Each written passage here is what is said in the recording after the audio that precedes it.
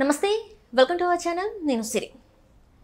AP మాజీ CID chief Sanjay గారికి ఇంకా ఏపీ మాజీ ఏఏజీ పొన్నవోలు గారికి హైకోర్టు నుంచి అయితే నోటీసులు జారీ చేశారు. అక్కడ స్కిల్ డెవలప్మెంట్ గురించి అయితే నోటీసులు అయితే జారీ అయ్యాయి. దీంతో మరి వాళ్ళిద్దరి అరెస్ట్ తప్పదా, మరి ఏం జరగబోతుంది అనేది మనకి వివరించడానికి మనతో పాటు ఉన్నారు ప్రముఖ సీనియర్ జర్నలిస్ట్ దుర్గా కుమార్ గారు.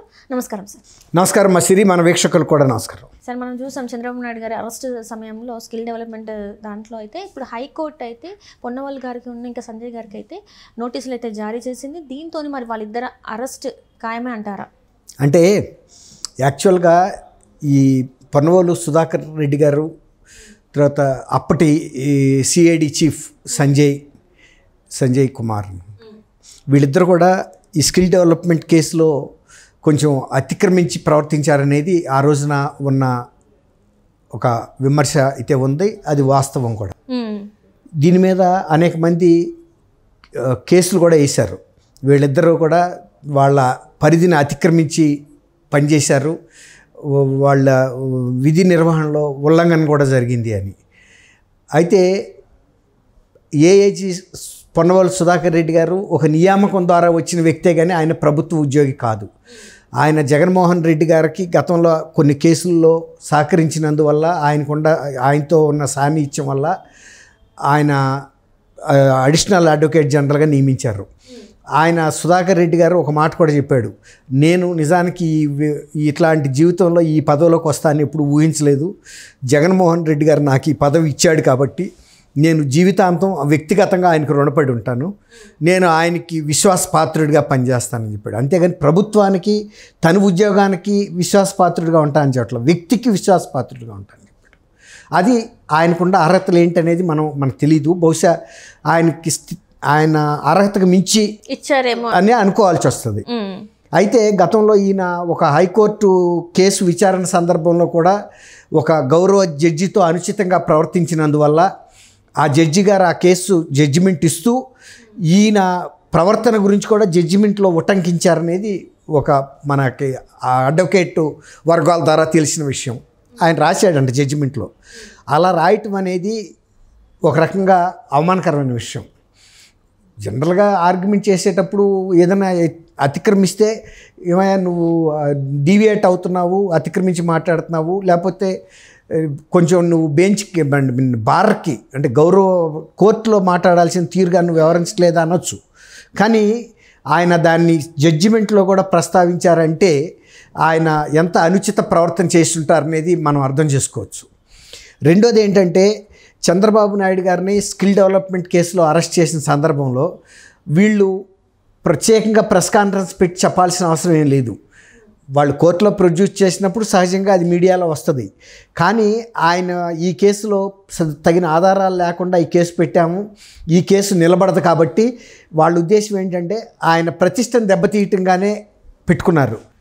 కాబట్టి మ్యాక్సిమం ప్రతిష్టని దెబ్బతీయటానికి ఉపయోగించుకోవాలి తప్ప ఈ కేసులో చంద్రబాబు నాయుడు గారికి శిక్ష పడుతుందని కానీ పడే అవకాశం ఉందని కానీ వాళ్ళు అనుకోలేదు, అక్కడ లేదు.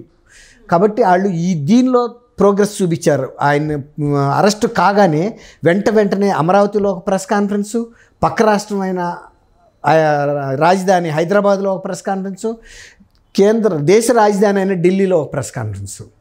అసలు ఇట్లా ప్రెస్ కాన్ఫరెన్స్లు పెట్టి వీళ్ళు వెళ్ళాల్సిన అవసరం లేదు. సిఐడి చీఫ్కి కూడా కేసు ఛార్జ్ షీట్ పెట్టామా, ఫైల్ చేసామా అనేది అంతటి వరకే. అది కేసు ఆ మీడియా వాళ్ళు అక్కడ కవర్ చేస్తారు. ఎట్ ద మోస్ట్ ఏదైనా అమరావతిలో చెప్తే చెప్పొచ్చు, ఆ రాజధానిలో. పక్క రాష్ట్రానికి తర్వాత మరి తమిళనాడు ఎందుకు వెళ్ళలేదు, బెంగళూరు ఎందుకు వెళ్ళలేదు, ఇవన్నీ కూడా పొరుగు రాష్ట్రాలే కదా. ఆంధ్రప్రదేశ్కి అనంతపూర్ దగ్గర అది పొరుగు రాష్ట్రం, చిత్తూరు పక్కన తమిళనాడు ఉంది, కృష్ణా జిల్లా పక్కన నల్గొండ జిల్లా ఇది ఉంది, ఎన్టీఆర్ జిల్లా పక్కన. అట్లా ఈ రాష్ట్రం వచ్చినప్పుడు ఆ రాష్ట్రాలు ఎందుకు వెళ్ళలేదు? అంతకుముందు ఆయన ఈ రాష్ట్రానికి ఉమ్మడి రాష్ట్రానికి ముఖ్యమంత్రిగా చేశాడు కాబట్టి ఈ రెండు రాష్ట్రాల్లో ఆయనకి ప్రతిష్ట ఉంది కాబట్టి ఇక్కడ ఆయన పార్టీ కూడా ఉనికి ఉంది అనే ఉద్దేశం మీద అప్రతిష్ట పాలు చేయాలనే తొందరపాటుతో వీళ్ళు వెళ్ళి ఈ ప్రెస్ కాన్ఫరెన్స్లు పెట్టడం, ప్రెస్ కాన్ఫరెన్స్లు కూడా అనుచితంగా ఉందనేది చాలామంది ఆ రోజు కూడా మాట్లాడారు. అది ఆ రోజు ప్రభుత్వం పెట్టిన ఆదేశాలు, వీళ్ళకి ఇచ్చిన అనుమతి ప్రకారం వీళ్ళు చేశారు, వాళ్ళ ఆదేశాల ప్రకారం. ఇది కోర్టులో సవాల్ చేశారు. అసలు ఆయన కూడా బెయిల్ కోసం పెట్టినప్పుడు కొన్ని సాంకేతిక అంశాలతో 52 రోజులు బెయిల్ డిలే అయిందే తప్ప కేసులో బలం ఉండి కాదు. కేసులో నిజంగా బలం ఉండి అసలు కేసు మీద డీటెయిల్స్ మీద మీ దగ్గర ప్రాథమిక సాక్ష్యాధారాలు ఏమన్నాయి, ఇప్పుడు ఈయనకి బెయిల్ అడుగుతున్నాడు, ఇవ్వాలా వద్దా అని సిబిఐని అడుగుతారు, సిఐడిని అడిగినప్పుడు ఇదే సుధాకర్ రెడ్డి గారు అడిషనల్ అడ్వకేట్ జనరల్గా ఆయనే వాదించాడు. సిఐడి తరఫున, ప్రభుత్వం తరఫున వాదించినప్పుడు ఏమి స్పష్టమైన ఆధారాలు ఆయన చూపించలేకపోయాడు. మీరు ఏదేదో చెప్తున్నారు, నేను అడిగింది స్ట్రైట్గా ఆధారాల గురించి అని అక్కడ ఏసీబీ కోర్టు గౌరవ జడ్జి గారు కూడా విజయవాడలో అడిగారు. అక్కడ కూడా ఏమి సరైన చెప్పలేని సందర్భంలో కూడా ఆమె మీరు అన్నెసరీ విషయాలు చెప్తున్నారు తప్ప మేము అడిగిన వాటికి చెప్పట్లేదని. సరే, సాంకేతిక అంశాల మూలన ఆ గౌరవ జడ్జి గారు ఇవ్వలేకపోయినా హైకోర్టులో 52 రోజులు అయ్యేటప్పటికి ఈ కేసు మెరిట్స్ మీద, ఇందులో ఉన్న అంశాల మీద దృష్టి పెట్టినప్పుడు జడ్జి గారు అడిగారు, మరి మీరు పెట్టిన అంశాల్లో ఏది కూడా ఒక బేసిక్ అంటే ప్రైమా ఫేసి అంటారు, ప్రాథమిక సాక్ష్యాధారాలు నాకు కనపట్టలేదు, ఇంకేమైనా మీ దగ్గర ఉంటే ఇవ్వండి అంటే మా దగ్గర కూడా ఏం లేవండి, మేము ఇంకా ఇన్వెస్టిగేట్ చేసి మీకు సమర్పిస్తామని చెప్పారు. మళ్ళీ కూడా ఆయన్ని మా కస్టడీకి ఇవ్వమని అడిగారు. ఇప్పటికే మీకు 2 సార్లు కస్టడీకి ఇచ్చాము, మాట్లాడారు, ఇంట్రాగేట్ చేశారు, ఇంకా ఇవ్వలేనప్పుడు ఇవ్వటం కుదరదని చెప్పి వాళ్ళు బెయిల్ ఇచ్చేశారు. మనకు ఆ సంగతి తెలుసు. ఆ తర్వాత ఆ కేసు మీద వీళ్ళు ఫర్దర్గా కూడా ఏమి మాట్లాడలేదు. ఇంతలోకి ఎన్నికలు వచ్చినాయి, ప్రజా తీర్పు వచ్చేసింది. సరే, ప్రజా తీర్పు వస్తే కేసులు వెళ్ళిపోవాలని మనం చెప్పాం. ఖచ్చితంగా ఎవరు ఏ నేరం చేసినా దానికి మూల్యం అయితే చెల్లించాలి. కానీ వాళ్ళు ఆ తర్వాత కూడా వాళ్ళ టైంలో ఇంకా దీనికి సంబంధించిన సాక్ష్యాధారాలు ఏమీ కూడా యాడ్ చేయలేకపోయారు ఆ ఛార్జ్ షీట్కి. కాబట్టి ఇవాళ వీళ్ళు అతిక్రమించి ప్రవర్తించారు, సాక్ష్యాధారాలు లేకుండా అరెస్ట్ చేశారు, వీళ్ళు ఈ ప్రెస్ కాన్ఫరెన్స్లు పెట్టడం కానీ ఇవన్నీ కూడా బహుశా కోర్టు ప్రాథమిక సాక్ష్యాధారాలు ఉన్నాయి, వీళ్ళు కొంచెం అనుచితంగా వ్యవహరించారు, ఒక మాజీ ముఖ్యమంత్రి అరెస్టు పట్ల అనుసరించాల్సిన నియమ నిబంధనలు కూడా పాటించలేదు.